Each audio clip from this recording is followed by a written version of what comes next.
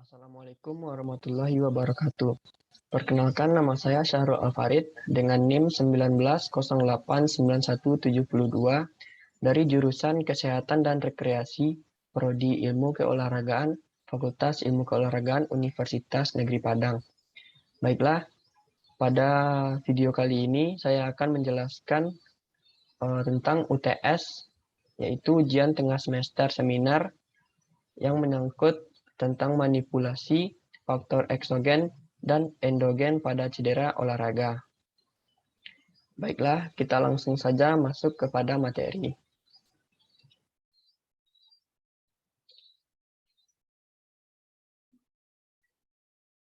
Manipulasi faktor eksogen dan endogen pada cedera olahraga. Definisi faktor endogen dan eksogen.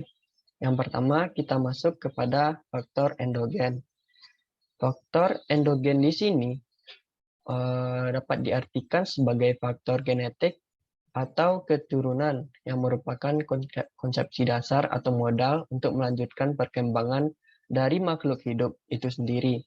Faktor genetiknya berasal dari dalam diri individu tersebut sendiri, seperti ras, jenis kelamin, sifat fisik, sifat kepribadian, bakat, serta pembawaan dan intelijensi seorang individu. Yang kedua, yaitu pengertian dari faktor eksogen, di mana faktor yang bersumber berasal dari luar individu dan sangat mempengaruhi perkembangan dari diri seseorang, lingkungan keluarga, dan masyarakat yang baik, terutama dalam nilai kebiasaan hidup yang akan membentuk kepribadian dan juga kemandirian dari seorang individu tersebut sendiri. Selanjutnya kita masuk kepada manipulasi faktor endogen, yaitu yang terdiri dari yang pertama, kita harus melakukan cek fisik rutin dan kenali tubuh sendiri. Tiap orang memiliki kondisi fisik yang berbeda satu dengan yang lain. Selain itu, kebutuhan olahraga yang diperlukan setiap orang juga berbeda-beda.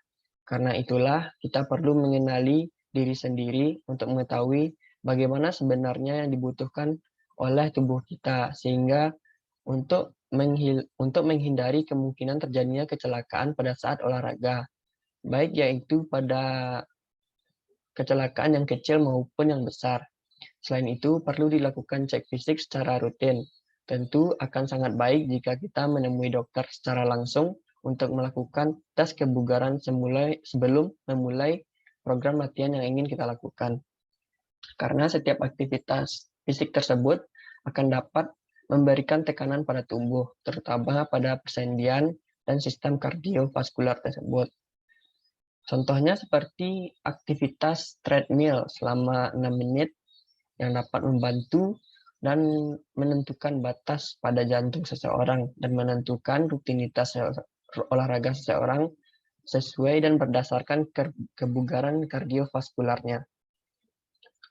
Selanjutnya, dengan cara melakukan latihan secara perlahan dan tingkatkan secara bertahap. Itu berbagai program rutin olahraga biasanya dilakukan dengan memenuhi tujuan tertentu seperti penurunan berat badan dan lainnya. Namun jika kita memulainya, alangkah baiknya kita lakukanlah latihan rutin ini dengan tahap yang ringan, sesuai dengan kemampuan tubuh kita dan jangan memaksakan diri. Memulai latihan secara perlahan dan meningkatkannya secara bertahap. Saat pertama kali memulai olahraga, kita tidak jarang akan langsung melakukan pelatihan dengan intensitas yang berat dan tidak hanya berkelanjutan tetapi juga berbahaya bagi tubuh sendiri. Mulailah olahraga ringan sekitar 20 menit 3 kali dalam seminggu secara bertahap dari minggu ke minggu. Yang ketiga, kita harus melakukan pemanasan. Meskipun otot kita dalam kondisi prima dan tendon kita akan mengencang saat pertama kali berolahraga. Oleh karena itu, kita perlu melakukan pemanasan terlebih dahulu. Seperti bila kita akan berlari, pemanasan sederhananya adalah memutar pergelangan kaki. Kemudian dilanjutkan dengan jalan cepat selama 5-10 menit. Dan juga setelah selesai melakukan pendinginan untuk menormalkan kembali otot-otot dan tubuh kita. Variasi latihan yang dapat kita lakukan adalah untuk melatih otot tubuh secara bergantian. Dan juga jangan terlalu sering melakukan atau menggunakan satu set otot secara terus-menerus. Karena akan menyebabkan penggunaan dan cedera yang berulang pada otot seperti pada otot tulang kering dan tendinitis. Selanjutnya kita masuk pada bagian yang kelima, menggunakan teknik yang benar sebelum melakukan olahraga. Dan kita juga harus mempelajari terlebih dahulu cara tepat untuk bergerak dalam berolahraga. Sebab jenis olahraga yang berbeda membutuhkan cara berdiri dan postur yang berbeda pula. Contohnya, seperti kita melakukan latihan hammer press, yaitu duduk sambil memegang barbel di depan bahu, pas di ketinggian bahu dengan telapak tangan menghadap satu sama lain. Dan kita harus menguatkan perut supaya duduk kita menjadi tegak. Yang keenam, cukupi asupan gizi tubuh, yaitu kita harus menutrisi tubuh kita. Ada kalanya cedera terjadi pada saat olahraga seperti cedera bahu dan cedera otot. Dan punggung terjadi karena munculnya titik stres pada bagian tubuh. Dengan mengkonsumsi suplemen atau multivitamin, kita akan meminimalisir cedera karena suplemen dapat membantu memasuk energi dan meningkatkan proses pembentukan otot. Dan juga kita harus mencukupi cairan di dalam tubuh kita. Minum banyak air sebelum, selama, dan setelah kita berolahraga. Dan minumlah sekitar 2-3 gelas air sekitar 2 atau 3 jam sebelum kita berolahraga. Selanjutnya kita masuk kepada manipulasi faktor eksogenik. Yang pertama, kita harus mendapatkan bimbingan dari seorang ahlinya dan meminta panduan dari orang yang lebih ahli dan dapat mendapatkan pelatih pribadi secara profesional.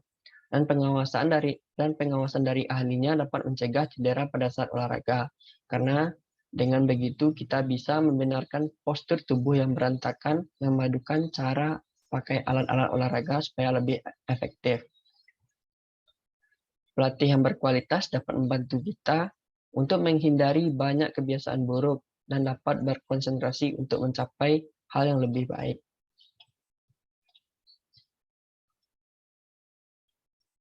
Selanjutnya, kita masuk kepada bagian kedua, yaitu memakai peralatan dan pakaian olahraga yang tepat. Banyak terjadi cedera olahraga karena kurangnya perlengkapan yang memadai. Setiap jenis olahraga memiliki peralatan yang berbeda, agar aktivitas olahraga kita dilakukan berjalan dengan nyaman dan tanpa hambatan. Yaitu kita harus memperhatikan dalam hal-hal seperti berikut. Yang pertama, menggunakan pakaian yang tepat dan nyaman yang digunakan dan masih layak digunakan. Sesuaikan program latihan secara baik dan benar. Yang ketiga, menggunakan alat olahraga sesuai dengan kegunaannya dan memadai. Serta kita juga harus memperhatikan waktu latihan kita. Yang ketiga, memilih jenis olahraga yang tepat bagi tubuh kita sendiri.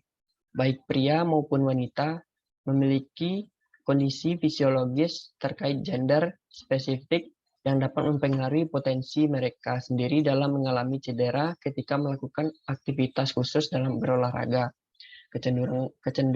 Kecenderungan gender ini memang tidak berlaku secara keseluruhan.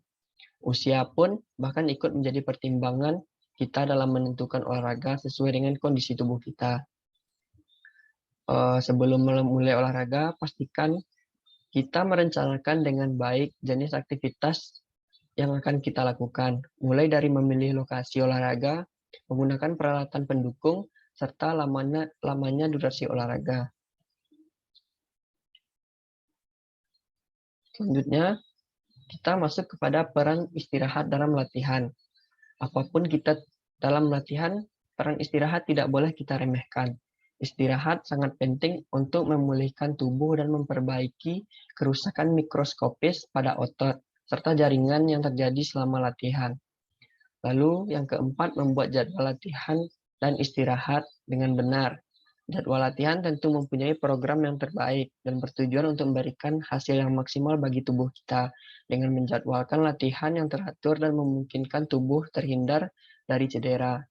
Contohnya saja seperti jadwal latihan minimal 3 kali dalam seminggu atau maksimal 5 kali dalam seminggu dengan intensitas yang tinggi dan secara bertahap dengan memperhatikan kondisi fisik tubuh kita.